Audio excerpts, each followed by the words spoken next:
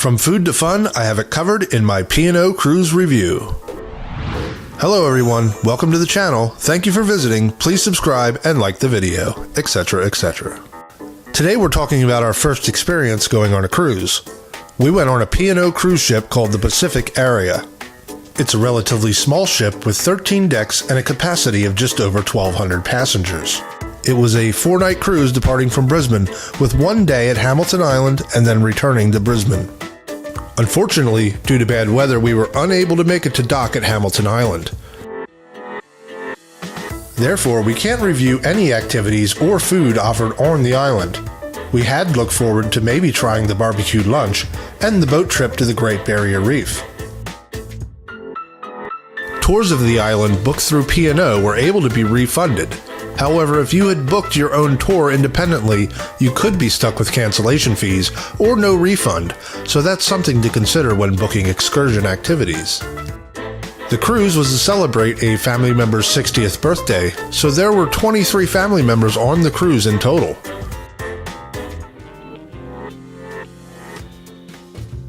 Our room was a 3-person cabin which included 2 single beds and a mattress on a couch. It was very cramped, which we expected, but we didn't realize just how small it would be until we saw it. The cabin stewards were helpful in that they moved our beds together so that they would be next to each other rather than separated on either side of the room. Unfortunately, this made it feel even more cramped, and left no room on the floor for our suitcases. So we ended up keeping our suitcases on the couch. I really wouldn't recommend having more than 2 adults in one of these rooms. The beds were fairly comfortable, but at times the rocking of the boat made you feel like you were upside down. But it certainly would have beat sleeping on the couch. Being our first cruise, we weren't sure what to expect as far as seasickness was concerned, but out of the entire group, only a couple of us had any issues with nausea or vertigo, and that was alleviated by anti-motion sickness tablets. I personally felt okay, but it did take some time to get acclimated to the swaying.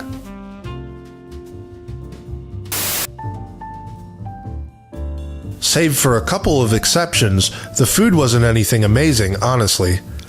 Out of the free restaurants, we only ate at the waterfront and the pantry.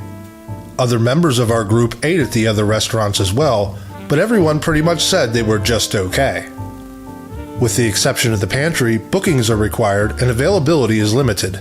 You must book as soon as you get on board, or you probably won't find any openings on your trip. At the waterfront, service was slow, and we couldn't find a free main on the dinner menu that appealed to us.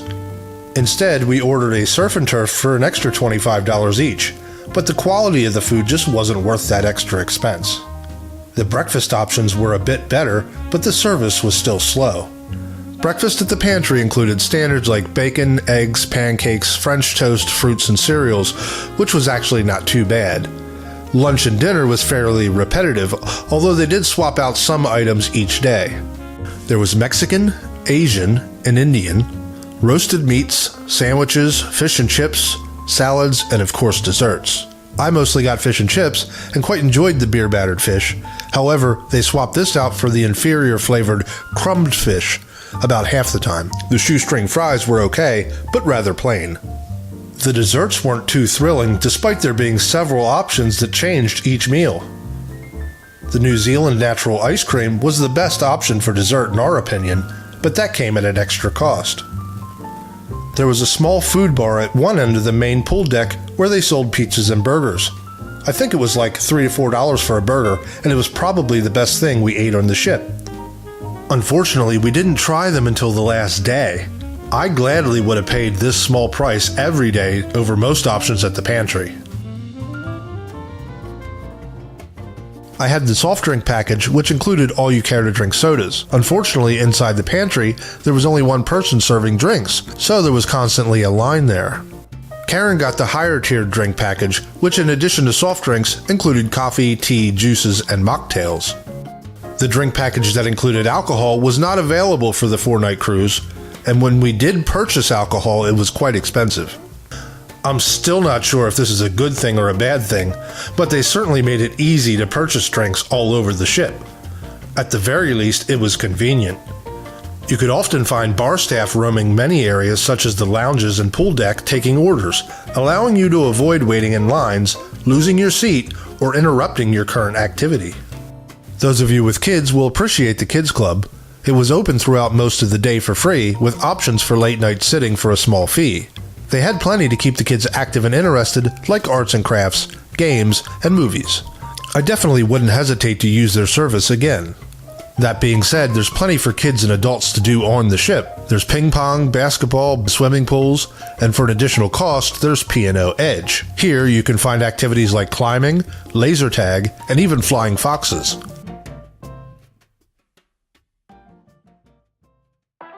The swimming pools weren't very big, so had the weather been hotter, they would have been overcrowded for sure. Entertainment options included musicals, a hypnotist, a comedian, karaoke, and trivia games, and even a movie theater. You can find live music in the bars and lounges at certain times. Check the daily activity schedule which arrives at your cabin the night before, and you'll find special classes and events like dance class or water volleyball. Despite the large amount of options listed on the schedules, many activities like seminars didn't interest us, and they were repeated many times throughout the cruise, leaving us with only a few choices per day. However, our main priority on the trip was to spend time with the family, so thankfully there was ample seating options throughout the ship, at least everywhere but the pantry. There were 2 themed parties during our cruise, which were White Night and Gatsby Night. We attended the Gatsby party, but everyone in our group left pretty early.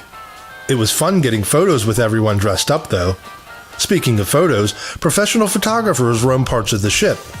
If you get a photo taken, you can look at them later on in the photo gallery and shop. Photo packages are expensive, so you may want to wait until the last day to choose the very best photos. The internet price was also expensive, with a few tiers of data to choose from. Most of the trip is outside of the service area for cell phones, so the only way to get connected was to pay. Even then, the connection was unreliable at best. Altogether, while we enjoyed the cruise, we weren't overly impressed with anything, except maybe the entertainment crew.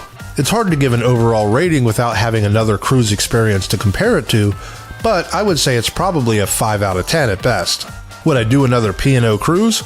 Probably not, but that's not to say it's out of the realm of possibility. This is a budget cruise line, so when it comes to value for money, you're looking at maybe a 7.